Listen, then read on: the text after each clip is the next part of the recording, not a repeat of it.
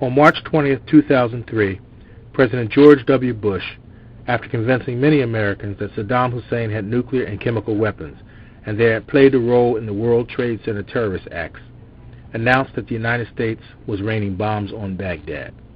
He said, too, that U.S. troops would be sent in to topple Saddam Hussein and to set up a new democratic government for the Iraqi people. 2 years and more than 1,500 deaths later, U.S. troops are still fighting and dying in Iraq. And in addition to the tens of thousands of Americans who already have been injured there, hundreds more are wounded each month. One such victim is Staff Sergeant Jonathan Holsey, a 31-year-old personnel specialist who lost his leg on one of the insurgents' homemade grenades. Yes, I'm a personnel sergeant for the 1st of the 503rd Infantry. Okay, well, my family, they started to watch CNN and the news a lot closer because they were, once I went over there the second time, they started hearing more about the soldiers getting hurt, and this was something that when I first went in 2002, it was something they didn't really have to worry about.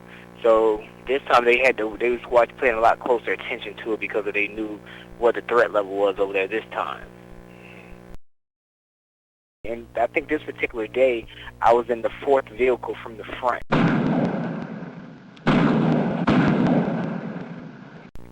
And so, like I said, I don't really recollect exactly what happened.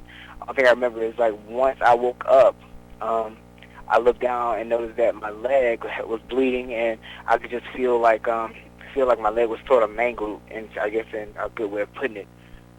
And I was in a vehicle which is called an LMTV, and somehow I crawled out of that. And once I crawled out, a unit which was 506 Infantry, they were there pulling security over the area, and so they pulled security on me until a vehicle came to pick me up and took me back to the camp. Yeah, when the medics arrived, they had to bandage my leg up because of the explosion. I think it took a lot of it opened my leg up a whole lot, and I could actually feel when the medic touched my leg. I could feel him touch the bone. It was like he was just grabbing on the bone, and I could just feel that pressure. And at that point, I knew it was bad. You really don't want to look down, and I can't even remember if I looked down the whole time he was trying to bandage my leg at that point. But it was just like it's just like he was just touching my leg, just touching the actual bone part of my leg, and I could feel that. I mean, I just feel like a lot of times we have innocent soldiers just over there dying, and like I said, we all go for a cause, So I mean, we don't go in intentionally thinking we're going to get hurt or die.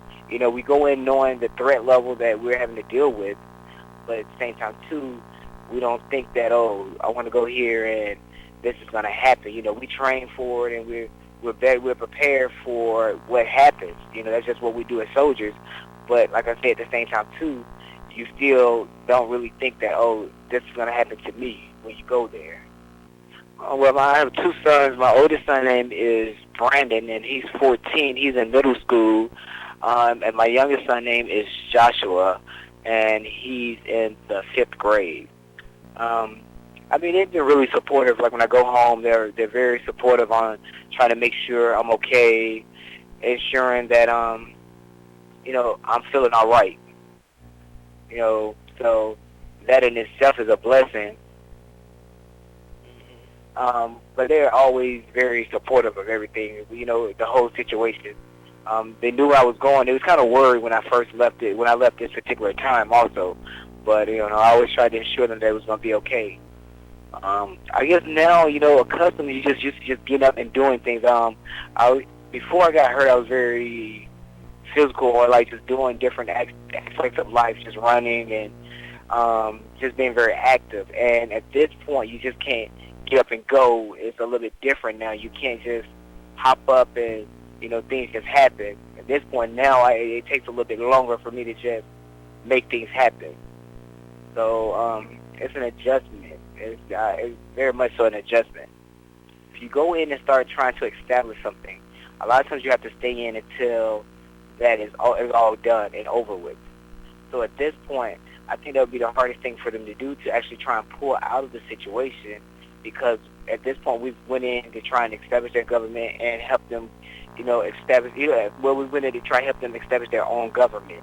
So when you start something, I feel that you should stay until it's actually completed. And I guess that's where we are now. We're just trying to make sure that government is online before we completely pull out of Iraq, because there's no way for us to just pull out of anything at this point. Just pull out. There's no way that you could do that, because you're already too far involved in establishing something that before we came there, it was nothing they were trying to establish. If I could tell the president or the Secretary of State or Rumsfeld anything, I would just tell them to try and get the soldiers out as soon as possible, because I don't want any more innocent soldiers to get killed while we're in Iraq.